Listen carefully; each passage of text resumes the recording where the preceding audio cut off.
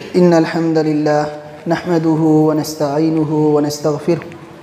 ونعوذ بالله من شرور أنفسنا ومن سيئات أعمالنا من يهده الله فلا مضل له ومن يضلل فلا هادي له وأشهد أن لا إله إلا الله وحده لا شريك له وأشهد أن محمدًا عبده ورسوله أما بعد فإن خير الحديث كتاب الله وخير الهدي هدي محمد صلى الله عليه وسلم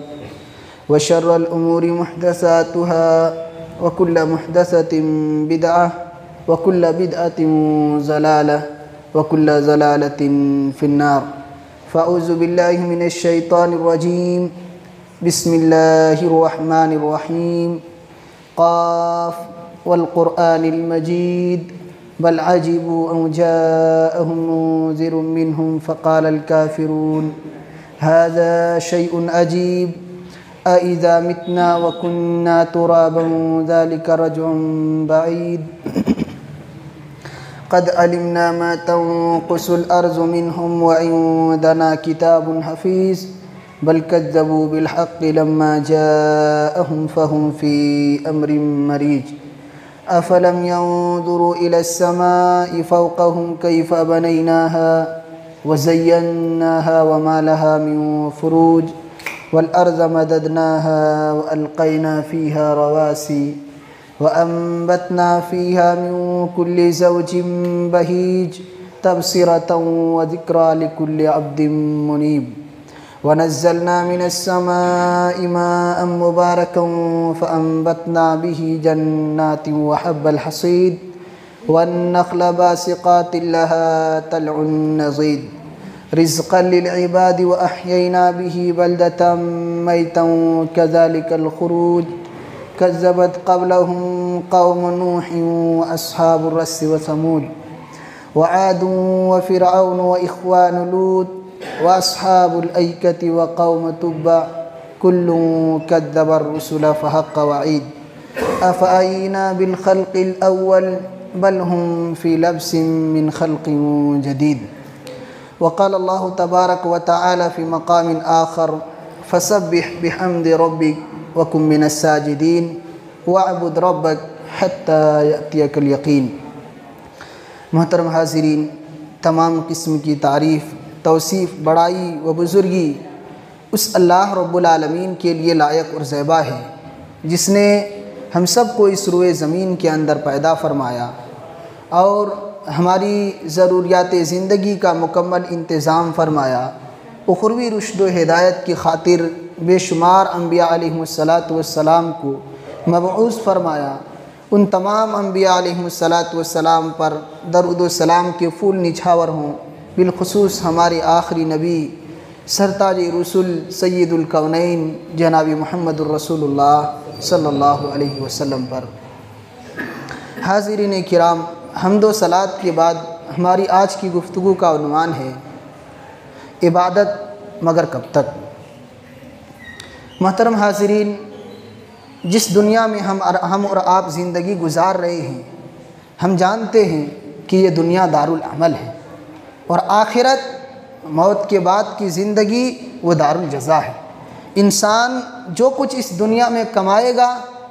وہ قیامت کے دن موت کے بعد دوسری زندگی میں اس کا نتیجہ پائے گا۔ اللہ تعالیٰ نے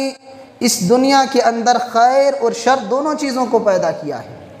خیر بھی ہیں شر بھی ہیں، لیکن اللہ تعالیٰ کائنات میں ان دونوں چیزوں کو پیدا کرنے کے بعد اپنے بندوں کو آزمائش میں ڈال رہا ہے۔ وہ آزمائش کیا ہے کہ کون بہتر عمل کرتا ہے۔ کائنات میں اچھائی اور برائی دونوں چیزیں ہیں، دنیا میں اچھے اور برے لوگ بھی ملیں گے، اچھی اور بری چیزیں بھی ملیں گی، لیکن انسان کون اچھا عمل کرتا ہے ہر اعتبار سے یہ اللہ تعالیٰ جانچنا چاہتا ہے۔ قرآن مقدس میں اسی لیے اللہ رب العزت نے ارشاد فرمایا سورۃ الملک کے اندر تبارک الذی بیدہ الملک وہو علی کل شیء قدیر الذی خلق الموت والحیات لیبلوکم ایکم احسن عملا، کہ بڑی بابرکت ہے وہ ذات جس کے ہاتھ میں کائنات کی بادشاہت ہے، جس کے ہاتھ میں کائنات کی بادشاہت ہے، تبارک الذی بیدہ الملک وہو علی کل شیء قدیر، اور وہ ہر چیز کے اوپر قادر ہے، پوری قدرت رکھتا ہے ہر کام کو کرنے میں۔ اور آگے اللہ رب العالمین فرماتے ہیں الذی خلق الموت والحیات، جس نے موت کو بھی پیدا کیا، زندگی کو بھی پیدا کیا، لیبلوکم ایکم احسن عملا، تاکہ وہ آزمائے کہ تم میں کون اچھا عمل کرتا ہے۔ تو انسانوں کو اللہ تعالیٰ یہ چاہتا ہے کہ دیکھیں ہم نے اپنے بندے کو ساری نعمتیں دی ہیں، اب ان نعمتوں سے کتنے لوگ صحیح فائدہ اٹھاتے ہیں، اس کا صحیح استعمال کرتے ہیں، اور کتنے ایسے بندے ہیں جو ہماری ان نعمتوں کی ناقدری کرتے ہوئے غلط جگہوں پر ان نعمتوں کا استعمال کرتا ہے۔ اللہ تعالیٰ کے جو اچھے اعمال ہیں ان میں سب سے بڑا اچھا عمل ہے اللہ کی عبادت کرنا۔ جو اللہ تعالیٰ نے اچھائیاں دنیا کے اندر پیدا کی ہیں، سب سے بڑی اچھائی، سب سے بڑا اچھا عمل یہ ہے کہ ہم اللہ کی عبادت کریں، اس لیے کہ اللہ تعالیٰ نے اسی لیے ہمیں اس دنیا کے اندر پیدا کیا ہے۔ سب سے بڑا مقصد اس دنیا میں آنے کا یہی ہے کہ ہم اللہ کی عبادت کریں۔ اس لیے جو اللہ کی عبادت سے جڑے ہوئے ہیں،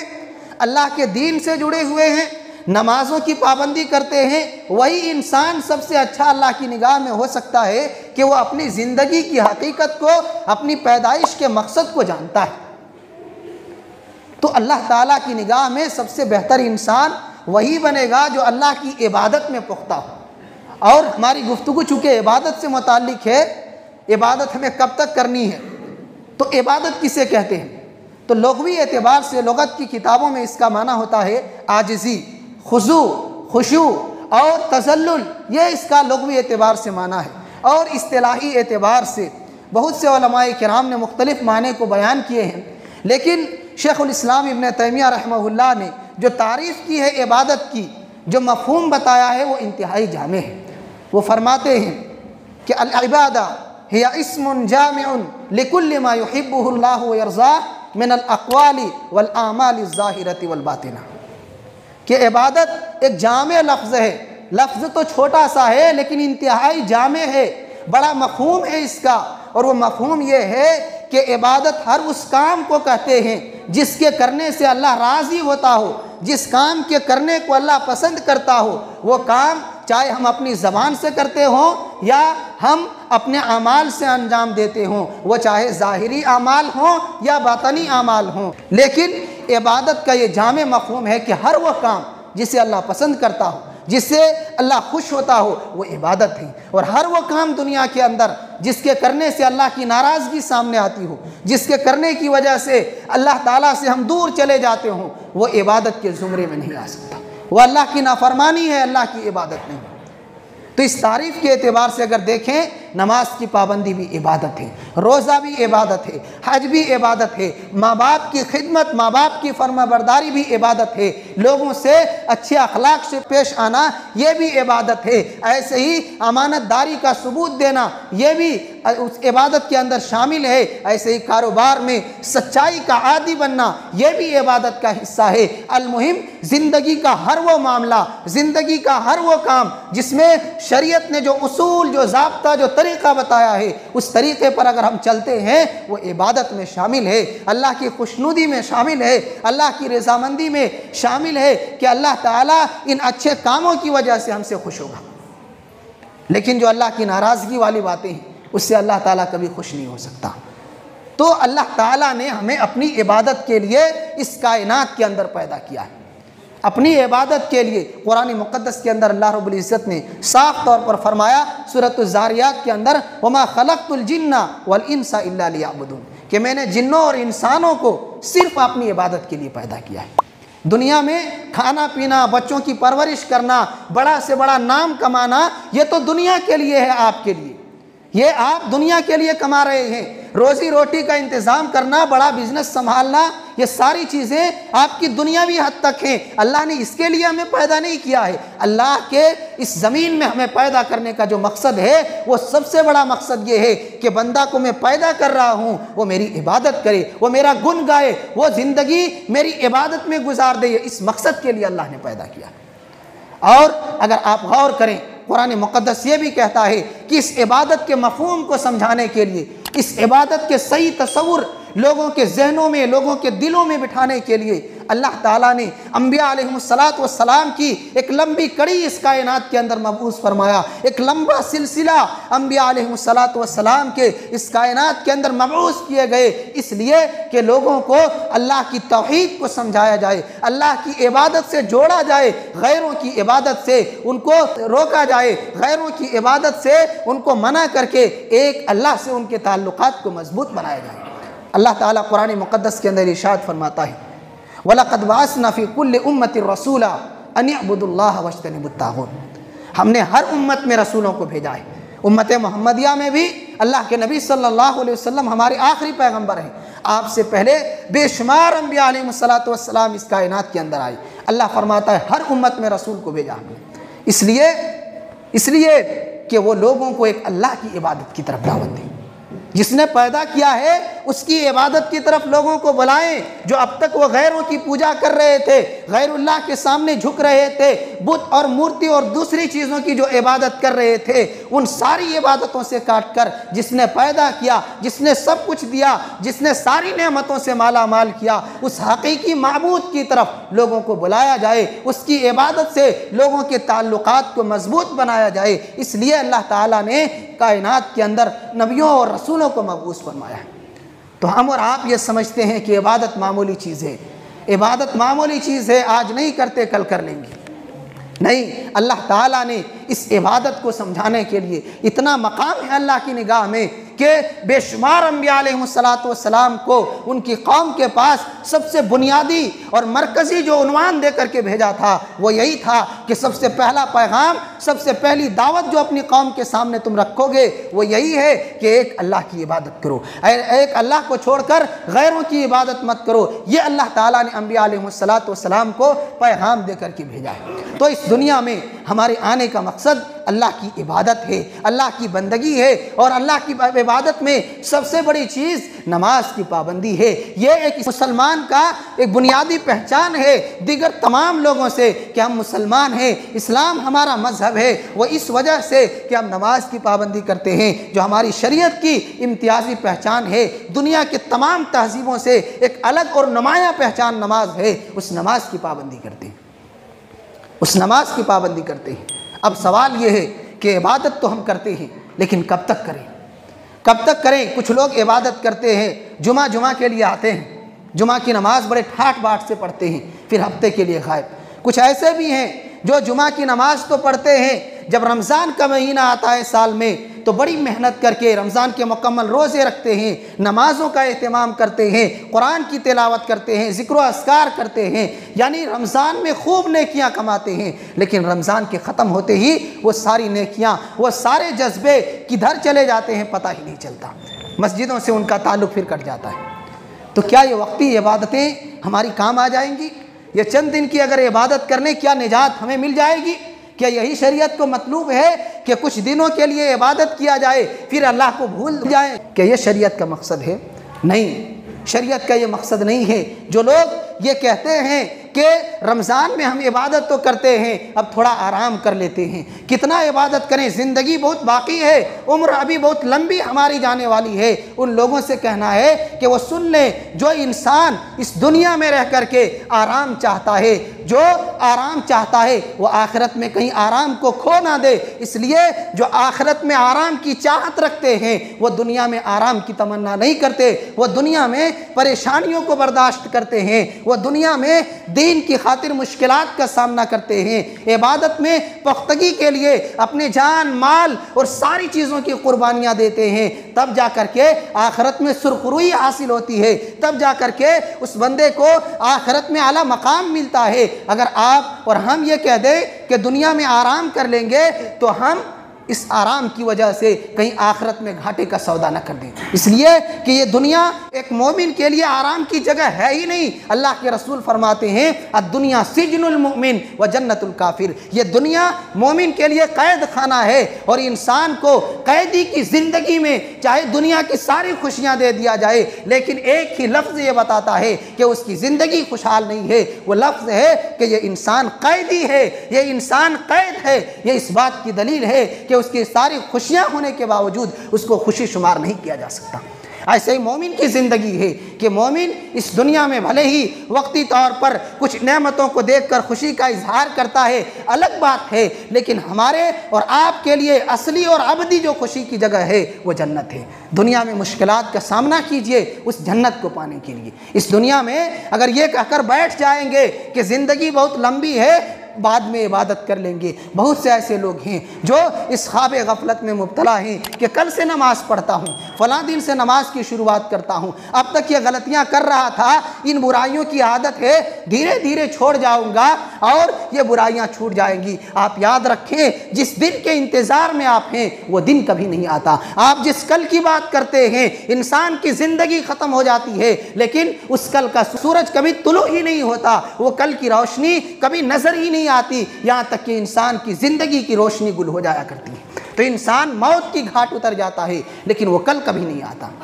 وہ کل کبھی نہیں آتا۔ اس لیے یہ کہنا کہ کل عبادت کریں گے، یہ کسی بھی اعتبار سے ایک مومن کے لیے زیب نہیں دیتا۔ آپ اگر اپنی اصلاح چاہتے ہیں، آپ اگر اپنی غلطیوں کو دور بھگانا چاہتے ہیں اپنی زندگی سے، تو جب آپ کو غلطی کا احساس ہوا ہے، جب آپ کو ایسا لگا ہے کہ ہمیں مرنا ہے، اس دنیا سے جانا ہے، اسی وقت سے اس کی اصلاح شروع کیجئے۔ کل کا انتظار مت کیجئے، اس لیے کہ اگر کل آ بھی جائے تو ابھی کیا پتا ہے کہ ہمیں وہ کل کا سورج نصیب ہو یا نہ ہو، ہم مر جائیں، آج ہی ختم ہو جائیں، یہ کوئی نہیں کہہ سکتا۔ اس لیے کہ انسان کی زندگی کب ختم ہو جائے یہ کوئی انسان نہیں کہہ سکتا،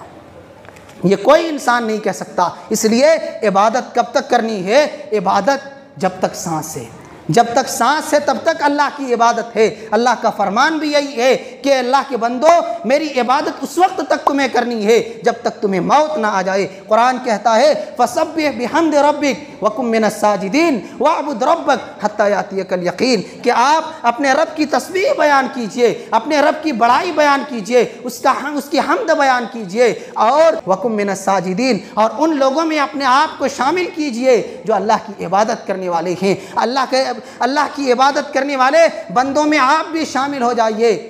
اور آگے اللہ رب العالمین فرماتا ہے وَاعْبُدْ رَبَّكَ حَتَّى يَأْتِيَكَ الْيَقِينُ، آپ اپنے رب کی عبادت اس وقت تک کیجئے جب تک آپ کو موت نہ آ جائے۔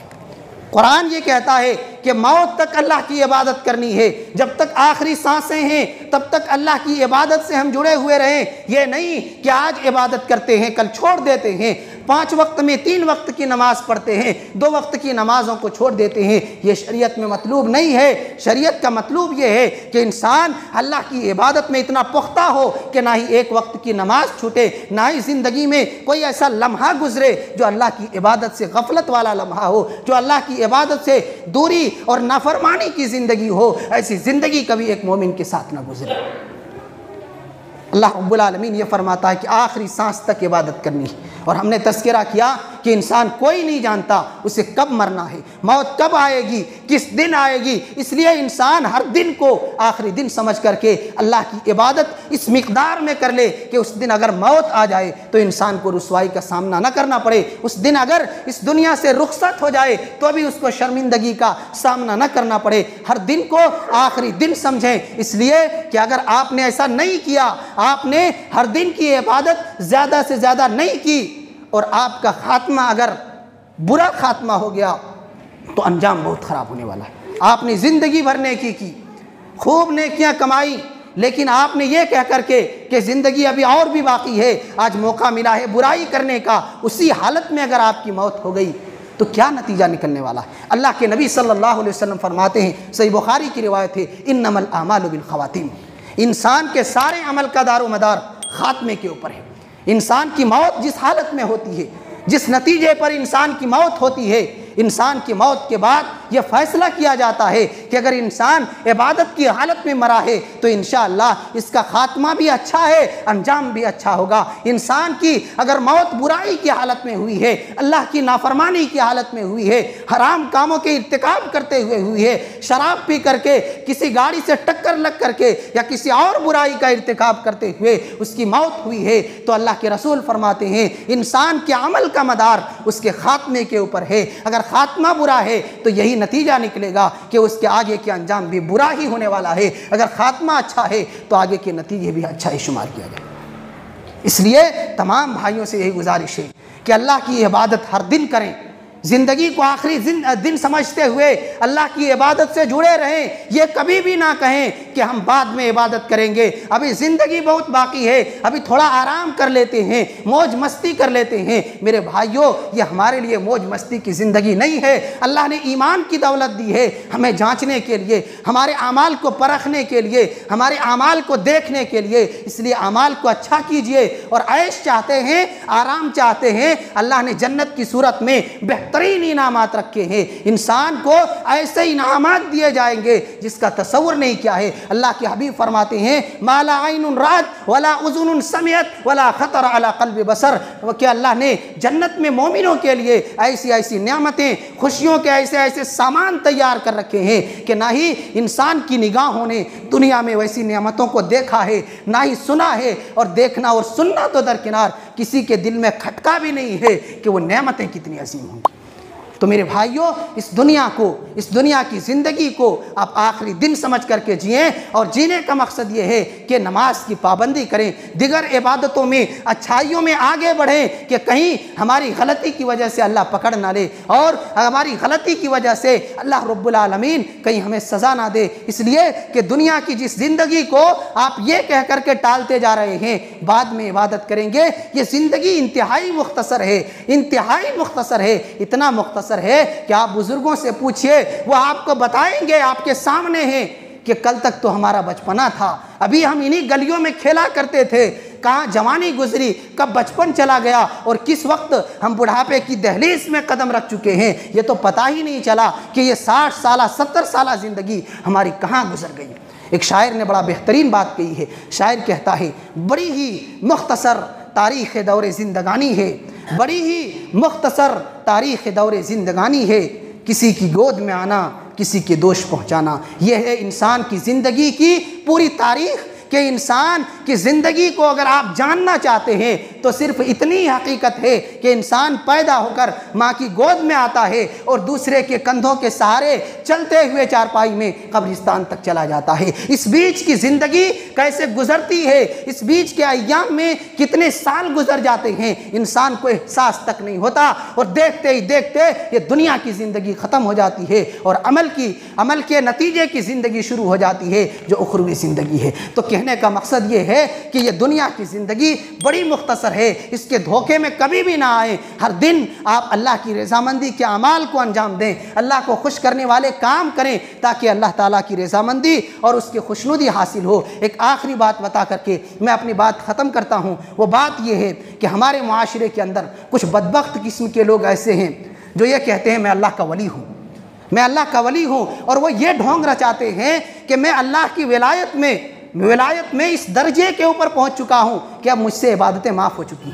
میں اب عبادت نہیں کرتا, نمازیں مجھ سے معاف ہیں, روزے معاف ہیں, شریعت کے احکامات مجھ پر لاگو نہیں ہوتے, اس لیے کہ میں ان سارے کاموں کو کرتے کرتے اس بلندی پر پہنچ چکا ہوں جہاں سے یہ ساری عبادتیں ختم ہو جاتی ہیں. تو یہ کہتے ہیں میں اللہ کا ولی ہوں, میں بزرگ ہوں, میں پیر ہوں, میں نمازیں نہیں پڑھتا, اب ہماری نمازیں معاف ہیں. ایسے ہمارے والد صاحب کے ساتھ بھی ایک قصہ ہوا تھا جو انہوں نے ہم سے تذکرہ کیا تھا کہ ایک شخص ایسے ہی میرے سامنے بھی کہہ رہا تھا, اور اس کے علاوہ کتابوں میں بھی آپ پڑھیں گے, واقعات بھی ایسے سنیں گے کہ لوگ کہتے ہیں ارے فلاں صاحب بڑے پہنچے ہوئے ہیں, ان کا کہنا یہ ہے کہ مجھ سے نمازیں معاف ہیں, وہ ڈائریکٹ اللہ سے باتیں کرتے ہیں, ایسا کرتے ہیں, ویسا کرتے ہیں, اور ان سے عبادتوں کو اللہ نے اٹھا لیا ہے. نعوذ باللہ من ذالک. جہاں بھی آپ ایسی باتوں کو سنیں تو آپ فوراً جان لیں کہ وہ انسان بہت بڑا جھوٹا ہے, وہ شیطان ہے, وہ گمراہی پھیلا رہا ہے. جب اللہ کے رسول صلی اللہ علیہ وسلم جیسی ہستی سے نماز معاف نہیں ہے تو دنیا میں کون سا ایسا انسان ہے جس سے شریعت کے احکامات معاف کر دیے جائے, جس سے نماز کی پابندی اٹھا لی جائے, جس سے عبادتوں کو اٹھا لیا جائے.